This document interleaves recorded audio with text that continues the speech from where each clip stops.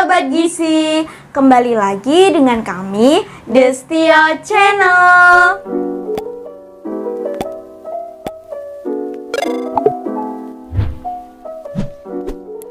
Sobat Gizi semuanya, pada video kali ini kita bertepatan dengan Hari Gizi Nasional 2021 dan temanya adalah Remaja Sehat Bebas Anemia.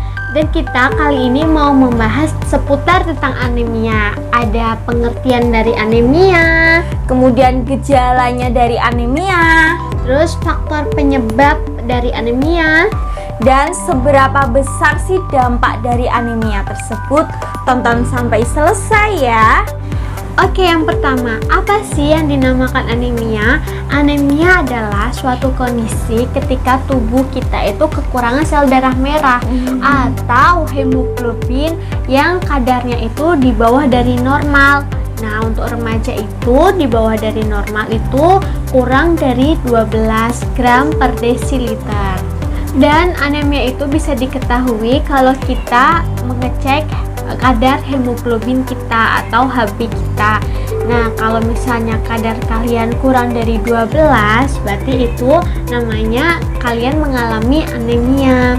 Dan anemia itu sebenarnya penyebabnya itu banyak, dan yang paling sering terjadi pada remaja adalah anemia zat besi atau Fe. Jadi kurang mengonsumsi Fe gitu ya Kak? Ya. Kemudian yang kedua, apa aja sih gejala dari anemia itu? Nah, gejalanya nih Kak, biasanya disebut dengan 5L ya Kak. Letih, lesu, lemah, lelah, lunglai. Nah, ini tuh biasanya dirasakan oleh remaja-remaja yang mengalami anemia. Selain itu juga mereka yang mengalami anemia itu sering merasa pusing gitu ya Kak, berkunang-kunang. Nah, biasanya itu misalkan waktu upacara tuh, nah itu kayak merasanya pusing gitu ya Pak, lemah gitu ya. Jadi walaupun dia udah makan gitu ya Kak, tapi itu ngerasanya itu kayak lemes gitu, pengen pingsan rasanya. Nah, selain itu gejala lebih lanjutnya bisa dilihat dari kelopak mata ya Kak, dicek gini ya, gini. Nah gini, kalau misalkan bawahnya itu agak pucat atau putih gitu ya Kak, itu juga ciri-ciri anemia gitu ya Kak. Ya, selain dari kelopak mata juga bisa dilihat dari bibir, lidah, dan telapak tangan. Telapak tangan yang dia nggak anemia biasanya tuh warnanya merah gitu. Nah, tapi kalau yang mengalami anemia itu warnanya pucat, putih. Oke, yang ketiga, faktor penyebab dari anemia.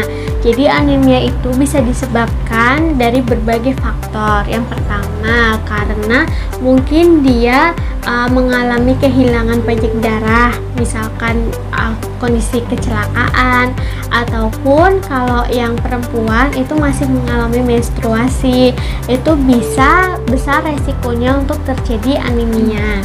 Dan yang kedua, itu karena faktor penyakit lain yang bisa menyebabkan sel darah merah itu menurun.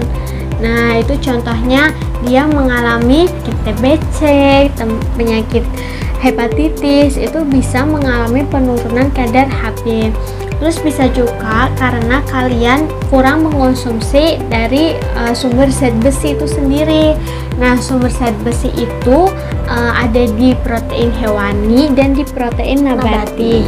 Nah, biasanya di protein hewani itu sumbernya adalah telur, habis itu hati ayam. Ya, hati ayam itu mengandung zat besi. Nah, kalau di nabatinya dia biasanya terdapat di sayuran, sayuran hijau tua khususnya, ada bayam, kangkung. Itu juga merupakan sumber dari zat besi. Dan di antara kedua sumber itu yang mudah penyerapannya itu yang dari sumber protein hewani.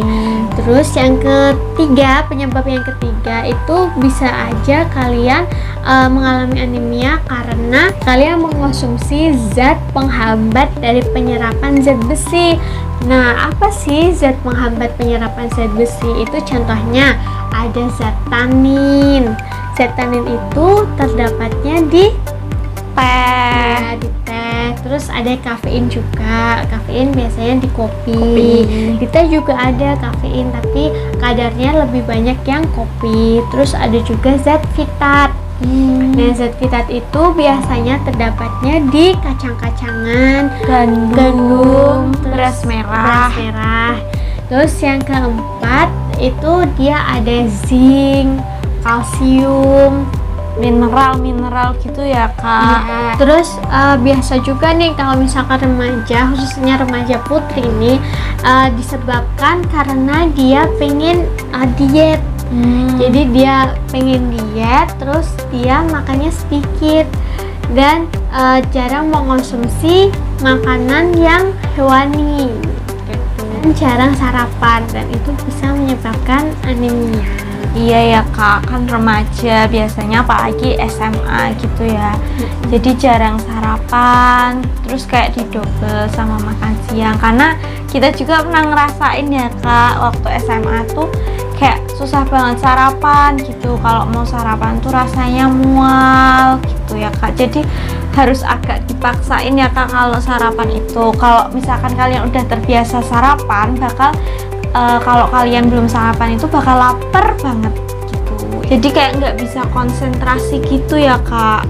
Ya, karena itu kan akan membentuk kebiasaan. Iya. Jadi kalau misalkan sudah rutin dan terjadwal makannya, itu bakal kalau misalnya nggak makan ya akan merasa lapar. Karena itu sinyal tubuh kita gitu, udah Iya. otomatis akan membentuk pola seperti itu. Iya, jadi sedikit-sedikit kita membentuk pola makan yang baik ya Kak. Dan biasanya kalau remaja putri ingin menjaga penampilan itu selain mengurangi makan, itu biasanya mengkonsumsi obat-obatan atau Pelangsing gitu ya, Kak. produk pelangsing tubuh yang sebetulnya bisa jadi itu hanya merugikan tubuh kita sendiri gitu. Nah, contohnya biasanya itu produknya berupa teh. Nah, teh itu dia klaimnya mungkin bisa membakar lemak tubuh. Nah, padahal lemak dalam tubuh kita nggak bisa tuh dibakar dengan zat makanan atau minuman. Lemak itu bisa dibakar dengan kita aktivitas fisik, Olahraga gitu ya Kak. olahraga. Nah, jadi kalau misalkan ada produk yang mengeklaim seperti itu, kita harus pintar. Nah, bisa aja zat yang dikeluarkan itu adalah Malah air. cairan gitu ya Iya, Kak. cairan. Dan yang menjadikan efek sampingnya itu sering buang air kecil, buang air besar, terus juga lemes. Itu malah bisa membahayakan diri kita, tubuh kita gitu. Sedikit cerita ya, jadi keluarga kita itu pernah ada yang mengonsumsi produk-produk seperti itu, produk pelangsing. Bentuknya ya seperti minuman gitu ya Kak. Ada pilnya juga gitu. Iya, jadi dicampur. Iya. Ada minuman, ada pil, Ada tehnya juga. semacam teh gitu. Nah, malah menimbulkan efek samping tuh susah buang air besar guys. Jadi perutnya itu gede gitu ya Kak. Keras. Biasanya dia tuh yang mengonsumsi ini ya, mengonsumsi produknya itu bisa pup sehari itu biasanya pagi gitu ya Kak. Nah, itu tuh kayak nggak bisa pup dan dia kayak ngerasa tersiksa gitu sampai dia lari ke dokter gitu. Jadi posisi itu kita belum masuk ke gizi ya Kak, jadi kita masih polos dan kayak percaya aja gitu. Dan posisi kita juga masih remaja kan, pengen mendapatkan apa sih tubuh yang ideal, tubuh yang langsing gitu ya Kak. Dan emang marketingnya produk-produk seperti itu biasanya disertai dengan testimoni dengan orang yang udah berhasil gitu, tanpa kita mengetahui proses dari individunya itu. Jadi saran kita buat kalian remaja yang ingin melangsingkan tubuh, jangan langsung semata-mata percaya gitu ya Kak. Iya, percaya dengan produk yang seperti itu. Kuncinya itu cuma ada di asupan makanan yang kalian makan dan aktivitas fisik gitu. Iya. Nah, itu merupakan faktor-faktor dari penyebab anemia gitu. Next, selanjutnya, Seberapa besar sih dampak dari anemia tersebut? Apakah sangat besar atau biasa aja gitu ya Kak? Nah, yang pertama dampak dari anemia itu adalah menurunnya kesehatan reproduksi. Nah, mungkin karena 5L itu ya Kak, jadi dia kayak ngerasa lemes, terus jadi nggak semangat gitu. Dan yang kedua itu bisa mengganggu konsentrasi saat belajar. Nah, ini paling berbahaya Kak, jadi dia itu pengennya itu kayak tidur gitu ya Kak, ngantuk gitu. iya, jadi kalau misalkan kalian waktu belajar itu suka ngantuk dan nggak bisa konsentrasi, waspada, itu bisa salah satu dampak dari anemia. Nah, kalau misalkan konsentrasinya menurun, pasti tingkat kecerdasannya juga bisa menurun ya Kak. Jadi anak itu tidak bisa semangat untuk mendapatkan nilai yang terbaik gitu ya Kak. Maksudnya tidak optimal dalam menerima setiap pelajaran yang diberikan oleh bapak atau ibu guru di sekolah gitu. Mungkin 50% saja atau 60% saja, tidak 100% seperti itu. Selanjutnya bisa juga hambat tinggi badan seseorang ya Kak. Jadi dia dalam masa pertumbuhan kan biasanya remaja ini. Nah, dia itu bisa terhambat tinggi badannya, tidak bisa optimal seperti itu, tidak bisa ideal. Dan khususnya untuk remaja putri. Nah, remaja putri ini kan disiapkan nantinya sebagai calon ibu. Nah, kalau misalnya dari remaja itu sudah mengalami anemia, takutnya nanti setelah dia beranjak dewasa dan akan menikah, itu dampaknya akan panjang. Terparahnya itu bisa melahirkan bayi yang BBLR atau berat badan lahirnya itu rendah. Dan kalau berat badan lahir bayi rendah, itu akan mengakibatkan berbagai macam resiko seperti cacat bawaan, menurunnya kecerdasan bayi, terus juga perkembangan motorik tidak optimal, juga akan menjadi terhambat gitu. Nah, BBLR ini yaitu berat bayinya itu kurang dari 2.500 gram ya Kak. Jadi kecil banget ya guys. Jadi kita simpulkan nih, apa saja cara agar remaja itu tidak mengalami anemia? Yang pertama harus memperbanyak makanan yang tinggi zat besi. Nah, contohnya kalau di hewani ada ati ayam, telur, terus ayam, daging sapi, ikan. Terus kalau di nabati ada sayuran, bayam, kangkung, terus daun katuk, daun singkong, itu bisa dikonsumsi. Terus ada juga yang tips yang ketiga, kita harus menghindari makanan yang bisa menghambat dari penyerapan zat besi. Nah, contohnya ada teh, kopi, susu. Itu bisa menghambat penyerapan dari zat besi. Nah, sebaliknya kita harus mengonsumsi sumber makanan yang bisa mempercepat penyerapan dari zat besi. Nah, sumber makanan itu bersumber pada vitamin C. Vitamin C itu bisa didapatkan dari buah-buahan, contohnya jeruk, buah jambu, buah nanas. Itu merupakan sumber yang kecut-kecut ya Kak. Iya, sumber dari vitamin C. Jadi kalau misalkan kalian habis makan daging, ati, ikan, itu sebaiknya jangan minum teh, jangan minum kopi, tapi minumnya bisa es jeruk gitu, atau misalkan air putih, jus jambu gitu.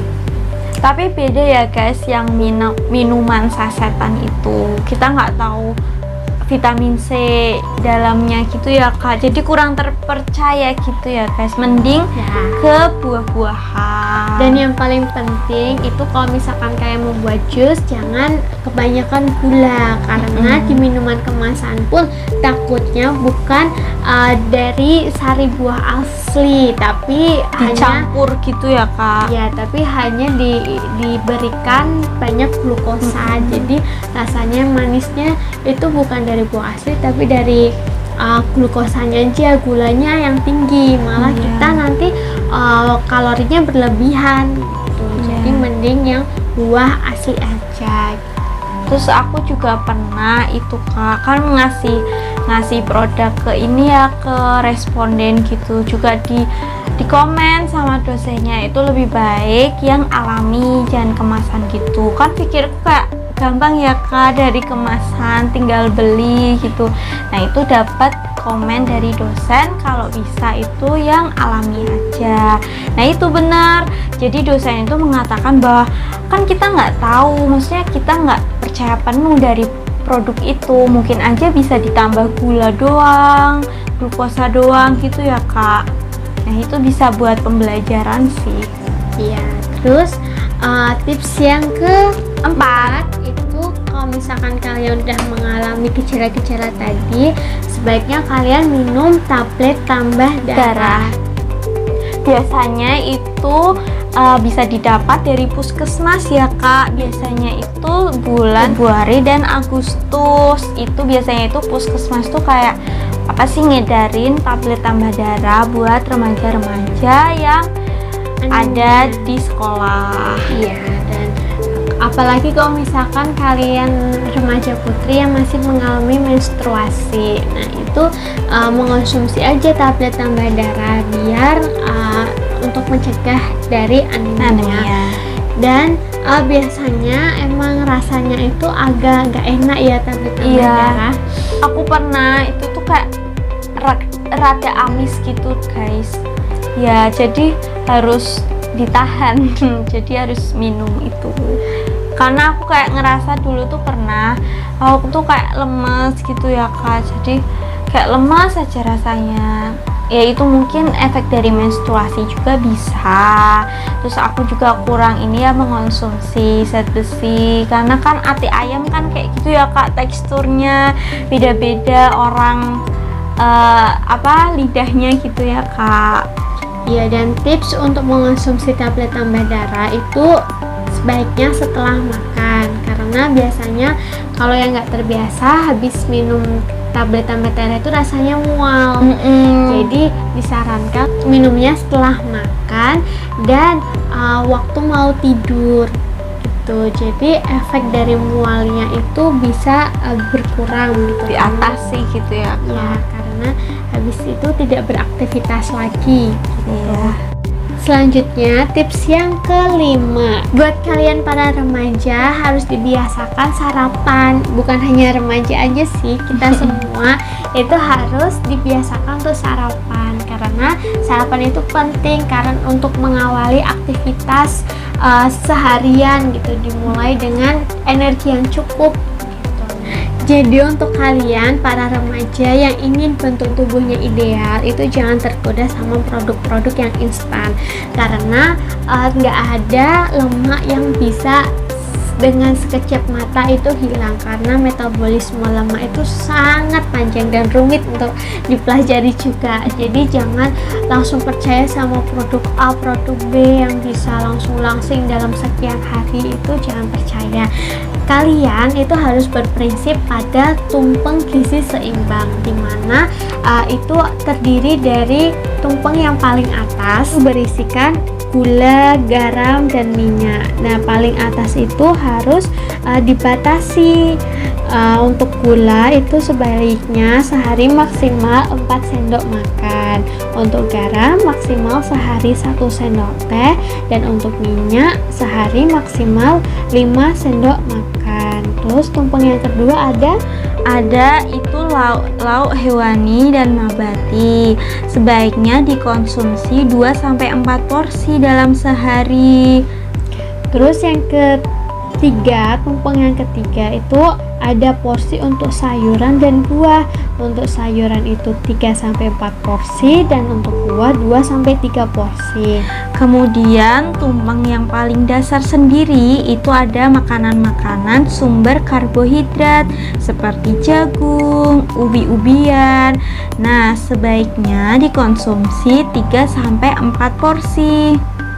Selain dari makanan, di tumpeng gizi seimbang itu juga mencantumkan kita harus banyak minum air putih. Untuk sehari itu dianjurkan 8 gelas.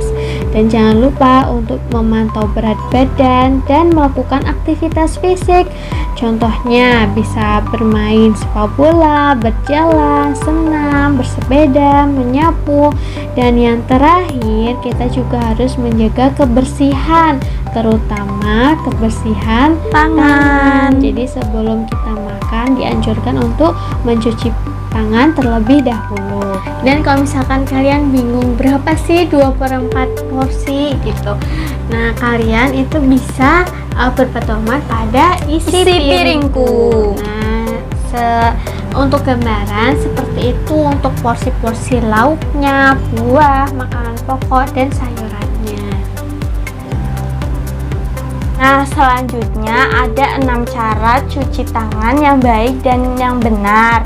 Itu kurang lebih 60 detik teman-teman. Yang pertama, cara mengambil sabun. Itu tidak boleh terkena bagian telapak tangan karena ini kontak langsung dengan mulut gitu ya kak. Jadi lebih baik ngambilnya itu kayak gini, serong. Misalkan ini itu ya, sabun nih gini, atau gini, atau gini. Nah, gitu. Yang pertama itu diputar, lebih baik kita dihitung 4 putaran gitu. 1, 2, 3, 4. Kemudian kita pindah ke punggung. Jadi ini tuh jangan ke bawah gini ya guys. Jadi keluar gitu, keluar. Terus ini jempolnya itu kena sisi yang kiri gini. Di 1, 2, 3, 4 kita pindah 1, 2, 3, 4. Kemudian kita kayak mengunci gini kayak ijazah ya kak, himne guru gitu ya kak. 1, 2, 3, 4. Dan kita ganti 1, 2, 3, 4. Kemudian ini yang membersihkan jempol. Jadi dari sini teman-teman kita tarik ke bawah sini sampai sini ya. Gimana ya? Gini, set gitu. Set. Kayak membersihkan jempol gitu. Tapi sampai bawah ya, guys. 1, 2, 3, 4. 1, 2, 3, 4. Kemudian diputar. Ini jadi berlawan searah jarum jam. Jadi menuju ke jempolnya guys. 1, 2, 3, 4. Kok ini kebalikannya? Jadi menuju ke jempol. 1, 2, 3, 4. Ini bersihin kuku. Iya, jadi kayak searah. Kalau yang sini berarti berlawanan arah jarum jam, kalau yang sini searah dengan jarum jam gitu. Jadi menyesuaikan ya. Itu. Jadi lebih baik dihitung 4 kali biar kurang lebih 60 detik dalam mencuci tangan. Gitu. Yap. Sekian video dari kami. Mohon maaf apabila ada kesalahan. Semoga video ini bisa bermanfaat untuk kalian semua. Jangan lupa like, Subscribe, dan komen, dan share ke teman-teman kalian. sampai jumpa di video selanjutnya. Gizi seimbang, remaja sehat, Indonesia kuat. Muda, sehat, bebas anemia.